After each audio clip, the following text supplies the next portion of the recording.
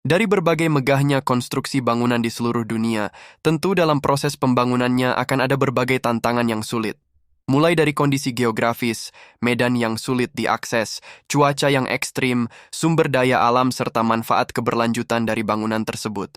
Contohnya Shanghai Tower, jembatan Akashi Kaikyo yang berdiri tanpa pilar, pylon elevator lift outdoor tertinggi dan terberat di dunia, bendungan Hoover, salah satu bendungan terbesar di dunia, dan masih banyak lagi.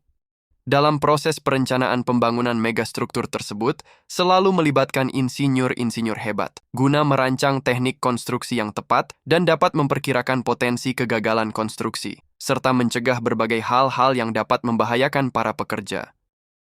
Di Indonesia sendiri sempat dihebohkan dengan pembangunan tol Apung Semarang-Demak sepanjang 10,39 km. Di mana jalan tol tersebut dibangun menggunakan 10 juta batang bambu sebagai media fondasi dan tanpa menggunakan pondasi beton satupun. Lalu kenapa jalan tol yang notabene sangat besar dan berat menggunakan pondasi hanya dari batangan bambu? Kenapa tidak menggunakan pondasi beton saja? Tentu ada alasan khusus di balik penggunaan material bambu tersebut. Namun sebelum pembahasannya dimulai, mohon tekan tombol like dan subscribe agar channel ini dapat terus berkembang. Kabupaten Demak merupakan salah satu daerah yang berada di pesisir utara Pulau Jawa. Menjadi salah satu kabupaten yang selalu dilewati armada-armada logistik besar dari berbagai kota maupun antar provinsi yang setiap tahun semakin banyak jumlahnya. Tentunya hal tersebut dapat menyebabkan arus lalu lintas menjadi sangat padat. Oleh karena itu, demi mendukung pemenuhan jaringan tol Trans Jawa Koridor Pantura, pemerintah akhirnya menginvestasikan uang sebanyak 16,8 triliun rupiah untuk pembangunan tol yang menghubungkan kota Semarang dengan Kabupaten Demak. Salah satu tantangan dalam pembangunan jalan tol ini adalah bagaimana jalan tol ini dapat membantu membendung air rob yang ketinggiannya tiap tahun semakin naik. Sudah lama warga mengeluhkan luapan air rob tersebut karena selalu menggenangi pemukiman sekitar dan mematikan mata pencarian mereka. Selain itu, kemacetan di jalan dan kerusakan lingkungan yang ditimbulkan juga tak main-main. Dibangunnya jalan tol Semarang-Demak diharapkan dapat mengatasi masalah air rob tersebut yang bertahun-tahun belum bisa teratasi. Proyek jalan tol sepanjang 26,95 km ini dikelola oleh konsorsium PT PP Tbk dan PT Wijaya Karya Tbk. Proyek ini terbagi menjadi dua seksi, yaitu Seksi 1 Jalur Kaligawe Sayung, yang memiliki panjang 10,39 km, dan Seksi 2 Jalur Sayung Demak, sepanjang 16,31 km yang telah selesai dikerjakan.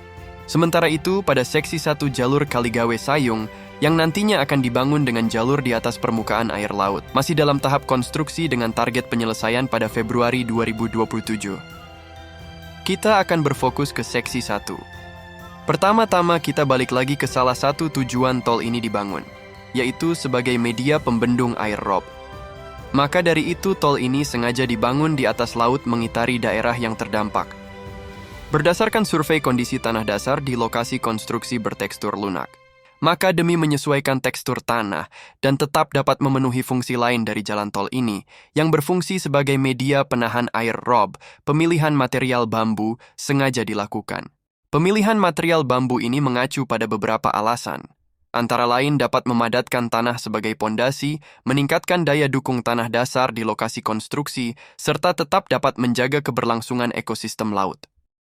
Untuk mengetahui kekuatan dan keamanan pondasi bambu tersebut, beberapa pengujian telah dilakukan, salah satunya oleh Balai Bahan dan Struktur Bangunan Gedung, Direktorat Bina Teknik Pemukiman dan Perumahan, serta Direktorat Jenderal Cipta Karya. Poin dari pengujian itu adalah untuk mengetahui kekuatan lapisan matras bambu, serta mengukur berapa banyak waktu yang dibutuhkan dalam proses konsolidasi bambu dengan tanah di lokasi konstruksi.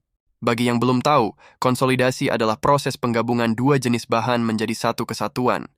Dalam hal ini adalah penyatuan bambu dan tanah agar secara alami dapat menjadi terumbu karang nantinya. Teknis pengujian lain yang dilakukan adalah uji tarik sistem matras bambu dan uji lentur pada sistem matras bambu yang akan ditanam di tanah konstruksi yang bertekstur lunak. Tujuan pengujian ini adalah untuk mengetahui bagaimana reaksi dari bambu yang dirangkai menjadi kesatuan matras jika mengalami gaya tarik dari arah horizontal serta gaya tekan pada arah vertikal. Pengujian gaya tarik horizontal yang dimaksud adalah pengujian seberapa kuat pondasi bambu ketika terkena pasang surut air laut.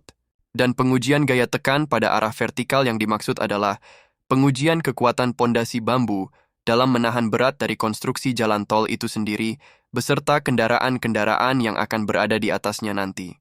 BPJT menyebut, bambu-bambu yang digunakan tidak bisa asal pilih. Rata-rata bambu yang digunakan berasal dari beberapa daerah seperti Wonogiri, Magelang, dan Purworejo. Bambu yang digunakan juga harus memenuhi kriteria yang telah ditentukan, yaitu harus lurus dengan panjang 8 meter dan memiliki diameter antara 8 sampai 10 cm. 10 juta batangan bambu tersebut akan dirakit dan dianyam satu persatu. Kemudian dilapisi dengan lapisan geotekstil 200 kN hingga menjadi sebuah matras. Geotekstil sendiri adalah bahan tekstil berpori yang digunakan untuk memperbaiki tanah atau struktur tanah dalam bidang teknik sipil. Selain itu, geotekstil memiliki berbagai fungsi seperti sebagai separator atau pemisah, penghalang air, pengendali erosi, penahan tanah, peningkat drainase, dan sebagai filter untuk menahan partikel tanah dan air. Matras bambu yang sudah disusun kemudian akan ditempatkan di timbunan tanah sebanyak 17 lapis. Lalu ditimbun lagi menggunakan pasir laut untuk memperkuat struktur timbunan. Mengingat panjang jalan tol ini akan mencapai 10,39 km.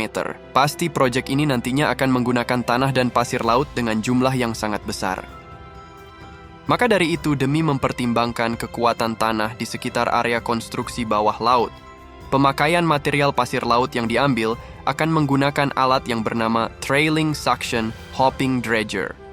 Sehingga tanah yang diambil akan terukur dengan baik dan dapat meminimalisir longsor di dasar laut.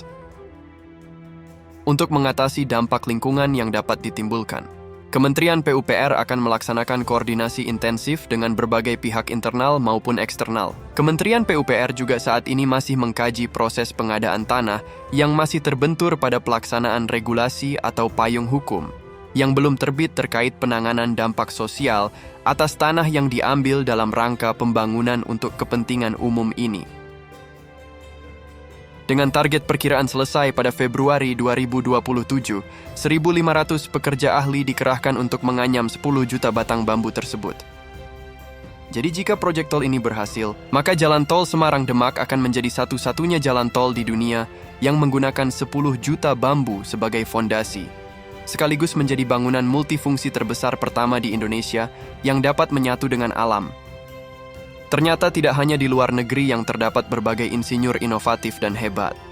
Dengan suksesnya proyek tol bambu Semarang-Demak nanti, pasti dunia akan semakin kagum melihat potensi dan kemajuan di Indonesia.